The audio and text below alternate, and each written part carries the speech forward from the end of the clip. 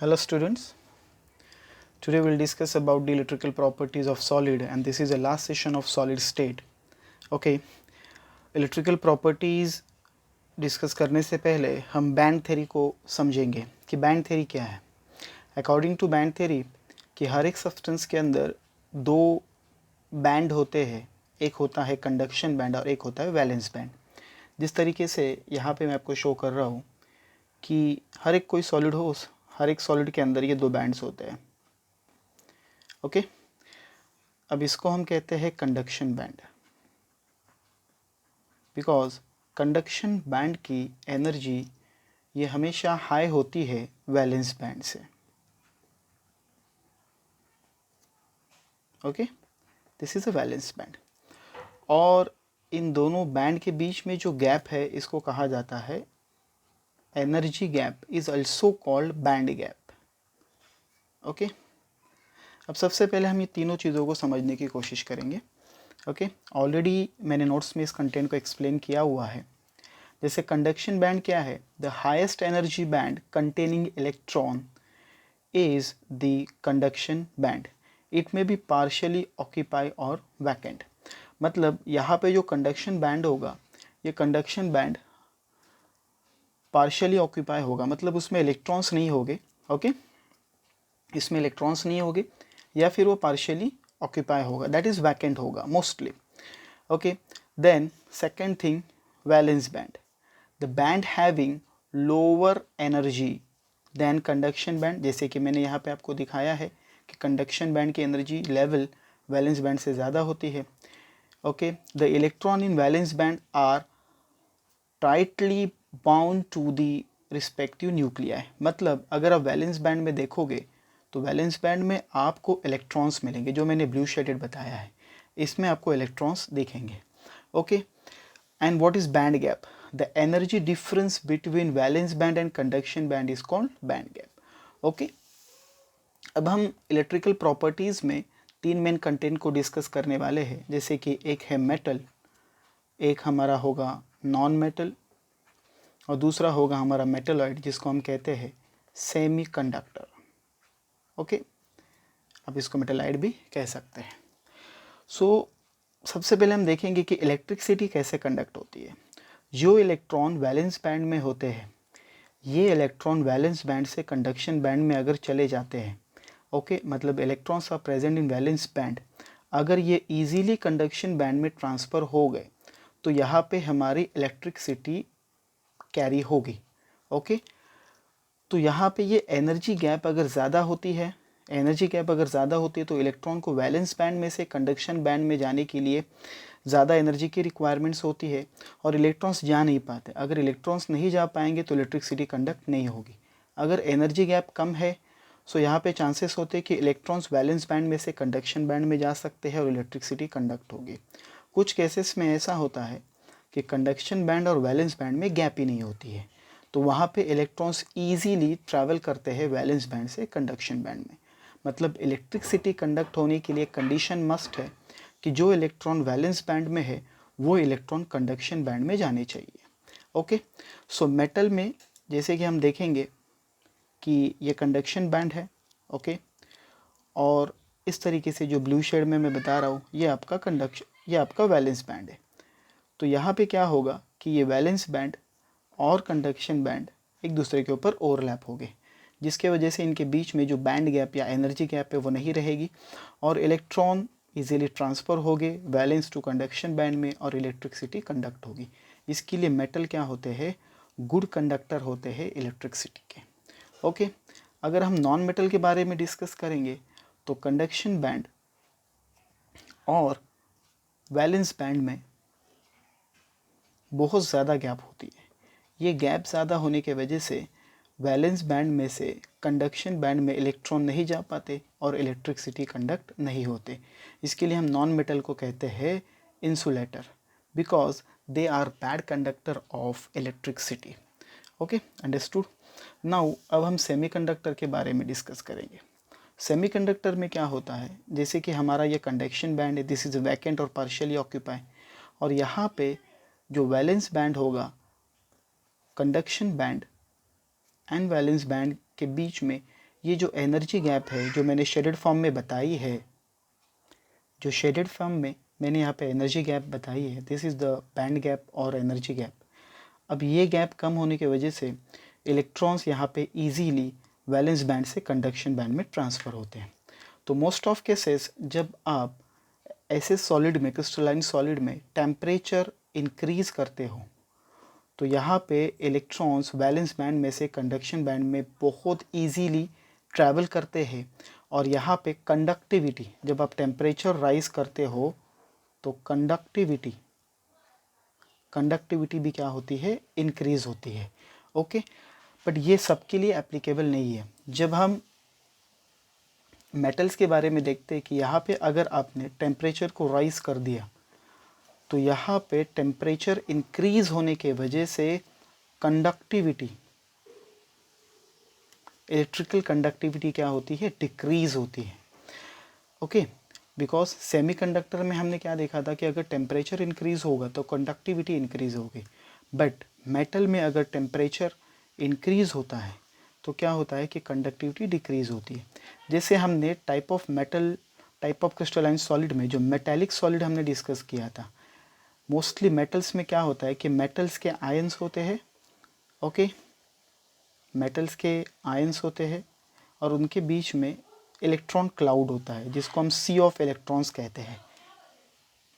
सो यहाँ पे reddish form में क्या दिख रहा है कि ये इलेक्ट्रॉन्स है and these electrons are in gaseous state. Okay, so इसमें वैलेंस बैंड में से कंडक्शन बैंड में इलेक्ट्रॉन्स ईजीली ट्रैवल करते हैं। तो इलेक्ट्रॉन्स का फ्लो फिक्स होता है और यहाँ पे इसके लिए मेटल्स इलेक्ट्रिसिटी के काफ़ी अच्छे कंडक्टर होते हैं। बट जब आप यहाँ पे हीट अप्लाई करते हो, यहाँ पे जब आप टेम्परेचर राइज करते हो तो जिसके वजह से ये जो फ़्लो है, इलेक्ट्रॉन्स का जो फ़्लो है, ये फ़्लो क्या होता है, डिस्टर्ब होता है। और फ्लो डिस्टर्ब होने के वजह से कंडक्टिविटी इंक्रीज़ होने के बजाय डिक्रीज़ होती है। जैसे कि हमने सेमीकंडक्टर में कहा था कि when you increase the temperature, okay, electrical conductivity increases in semiconductor. Okay, so यहाँ पे मेटल में थोड़ा सा अलग होगा because metals are very good conductor of electricity and that's why we increase the temperature, they disturb the flow of electron. Okay, they disturb the flow of electron और electron को flow disturb होने की वजह से conductivity decrease होती है।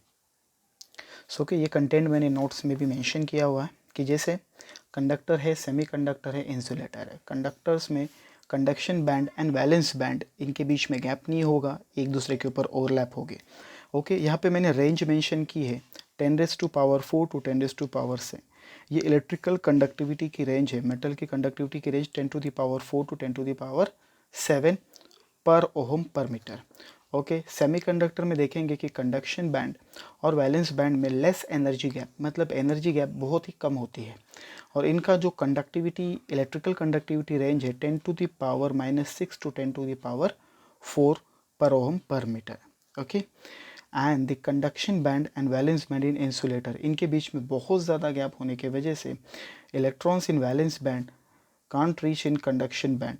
Okay, और उसी के वजह से ये इलेक्ट्रिसिटी को कंडक्ट नहीं कर पाते। सो 10⁻⁻20 टू 10⁻⁻10 ये रेंज इनकी रहेगी कंडक्टिविटी की per ohm per metre.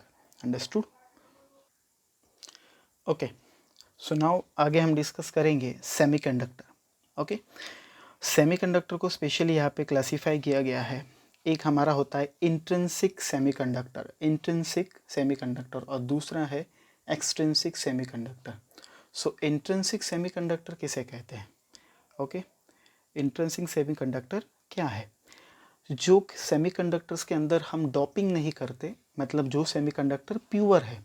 Okay, जैसे कि यहाँ पे मैंने मेंशन किया है कि pure semiconductor material is called intrinsic semiconductor and extrinsic semiconductor means what? Doped semiconductor, मतलब कुछ ऐसे मेटलाइट्स जिसके अंदर हमने डोपिंग की है, ओके, और उसके अंदर कुछ इम्प्योरिटीज़ ऐड की है। ओके, सो ऐसे सेमीकंडक्टर्स को हम क्या कहेंगे? एक्सट्रिंसिक सेमीकंडक्टर कहेंगे। अब जो इंट्रिंसिक सेमीकंडक्टर होते हैं वो लो इलेक्ट्रिकल कंडक्टिविटी, उनकी जो इलेक्ट्रिकल कंडक्टिविटी होती है वो काफ़ी लो होती है as compare to extrinsic semiconductor. Okay, और एक्सट्रिंसिक सेमीकंडक्टर की इलेक्ट्रिकल कंडक्टिविटी हाई होती है। अब सबसे पहले हम इसको समझने की कोशिश करेंगे कि फॉर एग्जांपल आपको पता होगा कि पी ब्लॉक में most of it's a combination of metalloids, that is semi metal जिसको हम सेमीकंडक्टर भी कहते हैं, और नॉन मेटल, इन तीनों का कॉम्बिनेशन है। सो यहाँ पे हमारे लिए इंपॉर्टेंट है ग्रुप नंबर 13, ग्रुप नंबर 14 और ग्रुप नंबर 15। ये हमारा है बैंगन, आलू, गाजर इन थैली। और 14 में हमारा है कहो सीता जी सुनो प्रभु, ये ऑलरेडी मैंने आपको बताया है ट्रिक। ग्रुप नंबर 15 हमारा नाना पाटेकर वाला है। ओके, नाना पाटेकर ऐश सब बिंदास्त। ओके, अब इसमें हमें क्या करना है, ये जो ग्रुप नंबर 14 के जो मेटेलॉइड्स हैं, ग्रुप नंबर 14 के जो मेटेलॉइड्स है दैट इज सिलिकॉन, जर्मेनियम, ठीक है ना, these are the intrinsic metalloids because ये काफ़ी अच्छे सेमीकंडक्टर्स होते हैं। Okay, these are very good semiconductor. Okay, अब हम क्या करते हैं, इनकी इलेक्ट्रिकल कंडक्टिविटी बढ़ाने के लिए इसमें इम्प्यूरिटी ऐड करते हैं। जब हम ग्रुप नंबर 14 में इम्प्यूरिटी ऐड करेंगे तो इम्प्यूरिटी कहाँ से ऐड होगी, एक तो इम्प्यूरिटी ऐड होगी ग्रुप नंबर 13 से और एक तो इम्प्यूरिटी ऐड होगी ग्रुप नंबर 15 से। ओके, जब हम ग्रुप नंबर 13 से इम्प्यूरिटी ऐड करेंगे तो यहाँ पे अगर हम ग्रुप नंबर 13 से इम्प्यूरिटी ऐड करते हैं तो यहाँ से हमें मिलेगा पी टाइप सेमीकंडक्टर। ओके, और अगर हम ग्रुप नंबर 15 से सिलिकॉन या जर्मेनियम में इम्प्यूरिटी ऐड करते हैं, मतलब ग्रुप नंबर 15 से कोई भी एलिमेंट अगर सिलिकॉन या जर्मेनियम में डॉप किया जाएगा तो यहाँ पे हमें ग्रुप नंबर 15 से मिलेगा एन टाइप सेमीकंडक्टर। ओके, तो यहाँ पे दो टाइप के सेमीकंडक्टर्स हमें डिस्कस करने हैं जो हमारा एक्सट्रिंसिक सेमीकंडक्टर का पार्ट होगा। यहाँ पे आगे मैंने मेंशन किया हुआ है because intrinsic semiconductor are very pure conductor conducting material, semiconductor material, जैसे कि ग्रुप नंबर 14 एलिमेंट्स। ओके, जब आप ग्रुप नंबर 14 में 13 या 15 से डॉपिंग करते हैं, इम्प्योरिटी को ऐड करते हैं, तो वो पी और एन टाइप से बिलोंग करते हैं रिस्पेक्टिवली। अब हमें पता है कि ग्रुप नंबर 13 में वैलेंस इलेक्ट्रॉन कितने हैं, 3, और ग्रुप नंबर 15 में वैलेंस इलेक्ट्रॉन कितने हैं, 5। ओके, अब यहाँ पे पी टाइप सेमीकंडक्टर्स को थोड़ा डायग्रामेटिकली समझने की कोशिश करते हैं, P type and N type. अब जैसे कि पी टाइप में, P type is a extrinsic type of semiconductor. तो सबसे पहले हम सिलिकॉन को लेंगे, ये हमारा सिलिकॉन है, सिलिकॉन है, सिलिकॉन।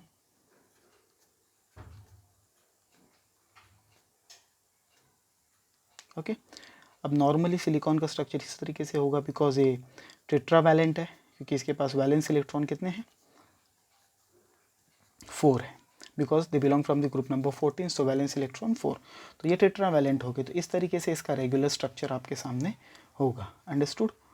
सो नाउ अब यहाँ पे हम देखेंगे कि अगर ये सिलिकॉन को जो रेगुलर स्ट्रक्चर है that is the intrinsic semiconductor, इसके अंदर हम इम्प्यूरिटी ऐड करने वाले हैं ग्रुप नंबर 13 से। अब हमने ग्रुप नंबर 13 से कंसिडर करो कि बोरॉन को ऐड किया। चलो यहाँ पे अगर हम बोरॉन को ऐड करते हैं, ठीक है, तो बोरॉन को ऐड करने के बाद जैसे आपके सामने है कि सिलिकॉन सिलिकॉन यहाँ पे एक दूसरे से बॉन्डेड है, मतलब यहाँ पे 2 इलेक्ट्रॉन्स हैं। सेम ईयर यहाँ पे एक सिलिकॉन का इलेक्ट्रॉन, यहाँ पे एक बोरॉन का इलेक्ट्रॉन होगा, फिर यहाँ पे सिलिकॉन का, यहाँ पे बोरॉन का इलेक्ट्रॉन होगा, फिर यहाँ पे बोरॉन का, यहाँ पे सिलिकॉन, इस तरीके से एक दूसरे से बॉन्डेड है। But boron is a trivalence having only 3 valence electron. Okay, so boron के पास 3 वैलेंस इलेक्ट्रॉन है, जिसने एक यहाँ पे, एक यहाँ पे और एक यहाँ पे यूज़ किया। बट अब यहाँ पे उसके पास इलेक्ट्रॉन नहीं है, बट सिलिकॉन का इलेक्ट्रॉन यहाँ पे आपको दिख रहा है।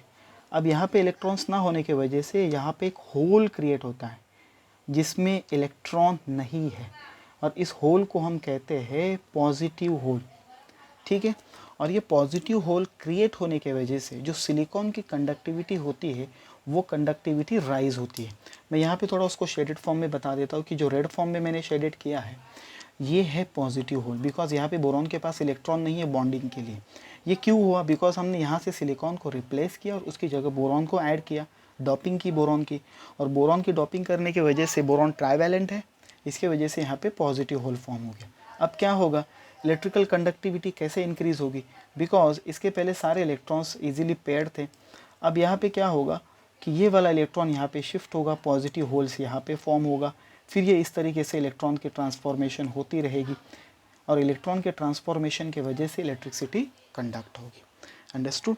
ये हो गया पी टाइप का। अब हम देखेंगे, और ये पॉजिटिव होल फॉर्म होने की वजह से ये पॉजिटिव टाइप सेमीकंडक्टर बन गया, इसके लिए इसको हमने लेबल किया पी टाइप सेमीकंडक्टर। अब हम आते हैं एन टाइप सेमीकंडक्टर की तरफ। तो एन टाइप ऑफ सेमीकंडक्टर में क्या होगा,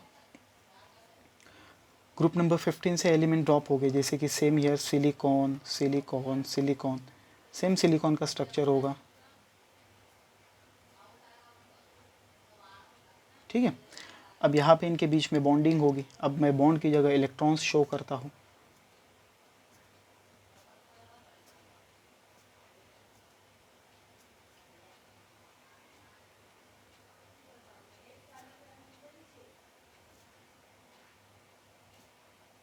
ओके, जब बॉन्ड की जगह इलेक्ट्रॉन शो किया। अब हम क्या करेंगे, डॉपिंग करनी है। This is a extrinsic semiconductor, मतलब एक्सटर्नल हम किसी की यहाँ पे इम्प्योरिटी को ऐड करेंगे। चलो यहाँ से कंसिडर करो कि हमने फॉस्फोरस को ऐड कर लिया, तो समझो सिलिकॉन की जगह हमने फॉस्फोरस को ऐड कर दिया। अब फॉस्फोरस के पास वैलेंस इलेक्ट्रॉन कितने हैं, 5। तो देखो एक इलेक्ट्रॉन यहाँ पे दे दिया, जो मैंने स्टेरिक मार्क से बता रहा हूँ वो फॉस्फोरस का इलेक्ट्रॉन है, सॉरी। यहाँ पे एक इलेक्ट्रॉन ये फॉस्फोरस का आएगा, यहाँ पे एक इलेक्ट्रॉन जो बॉन्डिंग के लिए यूज़ किया गया फॉस्फोरस का आएगा, यहाँ पे एक इलेक्ट्रॉन जो फॉस्फोरस का आएगा। अंडरस्टूड? ओके। अब यहाँ पे फॉस्फोरस के कितने इलेक्ट्रॉन्स हो गए, सो इस तरीके से 4 इलेक्ट्रॉन्स तो हो गए, और 5th वाला इलेक्ट्रॉन यहाँ पे आएगा, ये इलेक्ट्रॉन एक्स्ट्रा होगा, और इस इलेक्ट्रॉन को हम कहेंगे मोबाइल इलेक्ट्रॉन। अब ये कहीं पे भी बॉन्डिंग के लिए यूज़ नहीं है, ठीक है। तो ये हो गया आपका मोबाइल इलेक्ट्रॉन। अब ये मोबाइल इलेक्ट्रॉन के वजह से इसका कंप्लीट नेचर नेगेटिव हो गया, और इसको हमने कहा एन टाइप सेमीकंडक्टर। अंडरस्टूड? तो पी टाइप सेमीकंडक्टर और एन टाइप सेमीकंडक्टर का डिफरेंस समझ में आ गया। When you drop from the group number 13, सो यहाँ पे बनेगा पी टाइप सेमीकंडक्टर, और अगर आप 15 से ड्रॉप करते हो तो यहाँ पे बनेगा N type semiconductor. Okay, so now notes के कुछ पॉइंट्स यहाँ पे अभी डिस्कस करते हैं आपके साथ में। N type semiconductor, P type semiconductor, diagrammatically मैंने अभी आपको एक्सप्लेनेशन दिया हुआ है। यहाँ पे मैंने आर्सेनिक शो किया है, और यहाँ पे बोरॉन है। ओके, बोरॉन हमारा ग्रुप नंबर 13 से है, इसके लिए पी टाइप में आ गया। आर्सेनिक हमारा ग्रुप नंबर 15 से है, तो ये हमारा एन टाइप में आ गया, बिकॉज पेंटावेलेंट जब ऐड करेंगे तो नेगेटिव टाइप सेमीकंडक्टर फॉर्म होगा। N type semiconductor contain increase number of electron in the conduction band, and p type semiconductor contain less number of valence electron than that of the pure semiconductor. Okay, so now S और G dope with the group 15 elements, जो मैंने आपको explain किया है। Okay, और जब हम group number 13 से करेंगे तो पी टाइप सेमीकंडक्टर फॉर्म होगा। यहाँ पे आप देख सकते हो कि कंडक्शन बैंड में एक्स्ट्रा इलेक्ट्रॉन्स शो हो रहे हैं। ओके, और यहाँ पे वैलेंस बैंड में होल फॉर्म हो रहा है, ठीक है ना। ये होल फॉर्म होने की वजह से इलेक्ट्रिसिटी की इलेक्ट्रिक कंडक्टिविटी इंक्रीज होती है। Okay, understood? सो इस तरीके से हमने यहाँ पे इलेक्ट्रिकल प्रॉपर्टीज़ डिस्कस की है सॉलिड स्टेट की। जो सबसे पहले हमने डिस्कस किया था मेटल्स, नॉन मेटल्स को, और सेमीकंडक्टर को थोड़ा सा ब्रीफली हमने डिस्कस किया है, जिसमें एन टाइप और P types. Most of time exam में N type and P type semiconductors के ऊपर एग्ज़ाम्स में क्वेश्चंस आते हैं ऑब्जेक्टिव बेसिस पे। ओके, सो ये एग्ज़ाम ओरिएंटेड भी इम्पॉर्टेंट टॉपिक रहेगा। Okay, the last topic of this chapter is magnetic property. Okay, so magnetic properties of solid में हम लोग 3 प्रॉपर्टीज़ को डिस्कस करने वाले हैं। फर्स्ट प्रॉपर्टी हमारी है diamagnetic solid, second one is a paramagnetic solid, and the last one is a ferromagnetic solid. It's a very simple concept. What is diamagnetism? That is the property of solid, diamagnetic property of solid. कि जैसे हमारे पास समझ लो कि एक compound है, अगर ये compound हमारा डायमैग्नेटिक है, ओके, और समझो यहाँ से हमारी मैग्नेटिक फील्ड आ रही है, ठीक है। अब ये मैग्नेटिक फील्ड अगर यहाँ से आ रही है, तो डायमैग्नेटिक मटेरियल क्या करेगा, इस मैग्नेटिक फील्ड को रिपेल करेगा। मतलब जो मैग्नेटिक फील्ड इसके पास आ रही थी वो उसको भी क्या करेगा, रिपेल करेगा। अंडरस्टूड? ये भी मैग्नेटिक फील्ड क्या होगी, रिपेल करेगी। मतलब diamagnetic magnetism is the property of the solid to repel the magnetic field. Okay ये मैग्नेटिक फील्ड को क्या करेगा, रिपेल करेगा.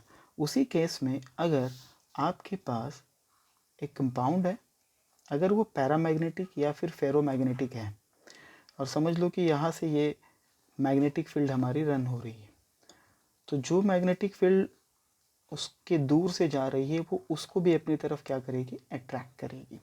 सो what is paramagnetism? It is a property of the substance to attract the magnetic field. Okay, so paramagnetic और ferromagnetic materials ये क्या करेंगे, magnetic field को अट्रैक्ट करेंगे. ओके, ये मैग्नेटिक फील्ड को अट्रैक्ट करेंगे, बट डायमैग्नेटिक मटेरियल्स क्या करेंगे, मैग्नेटिक फील्ड को रिपेल करेंगे. ओके, सो नाउ ये तो हो गया एक फिजिकल कंसेप्ट. अब हम थोड़ा सा केमिस्ट्री बेसिस पे इसको डिस्कस करते हैं. मोस्टली डायमैग्नेटिक मटेरियल्स मीन्स जिन कंपाउंड्स के अंदर अनपेड इलेक्ट्रॉन्स नहीं है, मतलब इलेक्ट्रॉन्स क्या हो गए, पेयर्ड हो गए. इलेक्ट्रॉन्स अगर पैड हो गए तो वो मटेरियल, वो सॉलिड डायमैग्नेटिक होगा. Okay, but in paramagnetic and ferromagnetic यहाँ पे इलेक्ट्रॉन्स क्या हो गए, अनपेड हो गए. इलेक्ट्रॉन्स क्या हो गए, अनपेड हो गए. यहाँ पे भी इलेक्ट्रॉन्स क्या हो गए, अनपेड हो गए. अंडरस्टूड? मतलब जिस कंपाउंड में इलेक्ट्रॉन्स अनपेड है वो क्या होगा आपका, पैरामैग्नेटिक या फेरोमैग्नेटिक होगा. फेरोमैग्नेटिक में क्या होगा, फेरोमैग्नेटिक इस मैग्नेटिक फील्ड को बहुत स्ट्रांगली अट्रैक्ट करेगा. मतलब यहाँ पे large number of electrons unpaired हो गए, यहाँ पे कम हो गए. अब कुछ एग्जांपल्स हम देखते हैं पैरामैग्नेटिक, डायमैग्नेटिक एंड फेरोमैग्नेटिक के. फॉर एग्जांपल हमारे पास है FeCl3. ओके, अब ये डायमैग्नेटिक है या पैरामैग्नेटिक है या फेरोमैग्नेटिक है, तो ये कैसे फाइंड करेंगे हम लोग, base on the unpaired electron. जब हम इसको डिस्ट्रीब्यूट करेंगे तो यहाँ पे हमें क्या मिलेगा, Fe+3 आयन, और यहाँ पे मिलेंगे 3Cl- आयन्स. अब आयरन का एटॉमिक नंबर क्या है, 26. ओके, 26 है, तो इलेक्ट्रॉनिक कॉन्फ़िगरेशन इसका आएगा 1s2. ये होगी first shell. Second shell 2s2 2p6, this is a second shell. Okay, now third shell 3s2 3p6 3d 4s. पहले 4s में 2 फिल करेंगे and then 6 in 3d. Understood? तो इस तरीके से इलेक्ट्रॉनिक कॉन्फ़िगरेशन हो गया आयरन का. बट हमें Fe+3 चाहिए, तो Fe+3 कब होगा, जब वो इलेक्ट्रॉन्स को लूज़ करेगा. After losing the acquire +3 charge, तो 3 इलेक्ट्रॉन्स लूज़ करने के बाद 23 इलेक्ट्रॉन्स इसके पास बैलेंस रहेंगे. तो ये हो गई फर्स्ट शेल, ये हो गई सेकेंड शेल. अब ये है थर्ड शेल और ये है फोर्थ शेल. तो सबसे पहले इलेक्ट्रॉन फोर्थ शेल में से निकलेंगे. ठीक है, 3s2 3p6 3d और 4s 0 हो गया. अब 3d में से 2 इलेक्ट्रॉन यहाँ से निकल के 1 इलेक्ट्रॉन यहाँ से निकलेगा, तो यहाँ पे रहेगा 3d 5. ओके, अब हमें क्या देखना है कि अनपेड इलेक्ट्रॉन्स कैसे आइडेंटिफाई करेंगे. जो लास्ट शेल है, लास्ट शेल के सब शेल्स के अंदर जो इलेक्ट्रॉन्स की अरेंजमेंट है उसको हमें देखना है. मतलब अगर हम 3d में से देखेंगे तो d orbitals having 5 sub orbitals. Okay, so ये 5 सब ऑर्बिटल्स हो गए हमारे 3d के. अब इलेक्ट्रॉन्स कितने, 5. एक यहाँ पे आएगा, एक यहाँ पे, एक यहाँ पे, एक यहाँ पे और एक यहाँ पे. अंडरस्टूड? टोटल हो गए 5 इलेक्ट्रॉन्स. ये 5 के 5 इलेक्ट्रॉन्स क्या है, अनपेयर्ड है. ठीक है, किसी भी कंपाउंड के अंदर या किसी भी सॉलिड के अंदर अगर किसी एक भी एलिमेंट के पास अनपेड इलेक्ट्रॉन्स है, अब आगे जाके अगर हम क्लोरीन के अनपेड इलेक्ट्रॉन्स या पेड इलेक्ट्रॉन्स फाइंड करेंगे, अगर इसमें पेड इलेक्ट्रॉन आए या ना आए, बट किसी एक एलिमेंट्स के अंदर अगर आपको अनपेड इलेक्ट्रॉन्स मिलते हैं तो वो हमारा बिलोंग करेगा कहाँ से, पैरामैग्नेटिक एंड फेरोमैग्नेटिक से. कहाँ से बिलोंग करेगा, पैरामैग्नेटिक एंड फेरोमैग्नेटिक में से. अंडरस्टूड? ये एक एग्जांपल है. उस बेसिस पे अब अगर यहाँ पे हमें पेड इलेक्ट्रॉन्स मिलते तो वो होता डायमैग्नेटिक. अब अनपेड मिला है तो ये पैरामैग्नेटिक और फेरोमैग्नेटिक में से बिलोंग करेगा. अंडरस्टूड? ओके, सो अब वन बाय वन एक टॉपिक हम देखेंगे. जैसे डायमैग्नेटिक में the substances with all electrons paired, okay, and are weakly repel by magnetic field. The substances with unpaired electrons are weakly attracted by magnetic field. Okay, और यहाँ पे क्या होगा, the substances containing the large number of unpaired electrons are strongly attract the magnetic field. देखो यहाँ पे electrons paired हो गए, यहाँ पे इलेक्ट्रॉन क्या हो गए, पेयर्ड हो गए, यहाँ पे इलेक्ट्रॉन अनपेयर्ड हो गए और यहाँ पे भी अनपेयर्ड हो गए. बट यहाँ पे अनपेड इलेक्ट्रॉन्स ज़्यादा होंगे, इसके लिए वो मैग्नेटिक फील्ड को स्ट्रांगली अट्रैक्ट करेगा, मैग्नेटिक फील्ड को स्ट्रांगली अट्रैक्ट करेगा, पैरामैग्नेटिक भी अट्रैक्ट करेगा बट वीकली अट्रैक्ट करेगा, and diamagnetic completely repel the magnetic field. Okay, next, pairing of electron balance the spin and hence their magnetic field is they repel the magnetic field. Okay, pairing होने की वजह से क्या होता है कि opposite spin, जैसे हमें पता है कि किसी एक ऑर्बिटल्स के अंदर दो इलेक्ट्रॉन्स अगर ये पेड में है, एक का स्पिन क्लॉकवाइज तो एक का एंटी क्लॉकवाइज होता है, और ये स्पिन क्या होता है, न्यूट्रल हो जाता है, और स्पिन न्यूट्रल होने की वजह से वो मैग्नेटिक फील्ड को रिपेल करते हैं. ठीक है, बट पैरामैग्नेटिक में क्या होगा, उसी के अपोजिट में अनपेड इलेक्ट्रॉन होने की वजह से क्या होगा, they rise the magnetic moment. Okay, understood. Next, this substance exhibit magnetism in presence of external magnetic field, they loss the magnetism when the external magnetic field is remove. मतलब अगर हम यहाँ पे पैरामैग्नेटिक की बात करें, ठीक है, तो पैरामैग्नेटिक सब्सटेंस क्या होते हैं कि जब तक वो मैग्नेट के कांटेक्ट में है, पैरामैग्नेटिक मटेरियल अगर मैग्नेट के कांटेक्ट में है, किसी और मैग्नेट के कांटेक्ट में है, so it's behave like a magnet. Okay, मतलब पैरामैग्नेटिक मटेरियल्स या कोई सॉलिड मैग्नेट के कांटेक्ट में आता है तो वो एक मैग्नेट की तरह बिहेव करेगा, और जैसे ही आप उस मैग्नेट को रिमूव करते हो या उस मैग्नेटिक फील्ड को रिमूव करते हो तो अगेन वो लॉस करता है अपनी magnetic property. Okay, but ferromagnetic material में क्या होगा, this substances can be permanently magnetize. इन दोनों में डिफरेंस हमें कन्फ्यूजन था कि जैसे यहाँ पे भी अनपेड इलेक्ट्रॉन्स है, यहाँ पे भी अनपेड इलेक्ट्रॉन्स है, यहाँ पे अनपेड इलेक्ट्रॉन्स कम हो गए, यहाँ पे अनपेड इलेक्ट्रॉन्स ज़्यादा हो गए. ये टेम्पररी मैग्नेटाइज होगा, ये परमानेंटली मैग्नेटाइज होगा. मतलब ये जब कांटेक्ट में रहेगा मैग्नेट के तब भी मैग्नेट की तरह बिहेव करेगा, and after the removing the magnetic field they again behave like magnet. Okay, ये दोनों का डिफरेंस होगा. अंडरस्टूड. सो कुछ एग्जांपल्स है जैसे कि डायमैग्नेटिक के एग्जांपल्स N2, F2, NaCl, और पैरामैग्नेटिक के O2, Cu2 plus Fe3 plus etcetera, and ferromagnetic में Fe, CO, Ni, Gd, CrO2. Okay, so यहाँ पे मैग्नेटिक प्रॉपर्टीज़ ऑफ सॉलिड हमने डिस्कस किया है. अंडरस्टूड, जिसमें diamagnetic solid, paramagnetic solid and ferromagnetic solid का डिस्कशन हमने किया. डायमैग्नेटिक मैग्नेटिक फील्ड को रिपेल करेगा, पैरामैग्नेटिक मैग्नेटिक फील्ड को वीकली अट्रैक्ट करेगा, और ये स्ट्रांगली अट्रैक्ट करेगा. बाकी सारे डिस्कशंस हो चुके हैं. आज के इस लास्ट सेशन में हमने इलेक्ट्रिकल प्रॉपर्टीज़ और मैग्नेटिक प्रॉपर्टीज़ को डिस्कस किया है, और दोनों प्रॉपर्टीज़ के बेसिस पे एग्ज़ाम्स में श्योरली क्वेश्चंस पूछे जाते हैं. तो ये बहुत ही इंपॉर्टेंट टॉपिक्स है, इसमें स्पेशली आपको एग्जाम्पल्स के ऊपर फोकस करना है. Okay, thank you.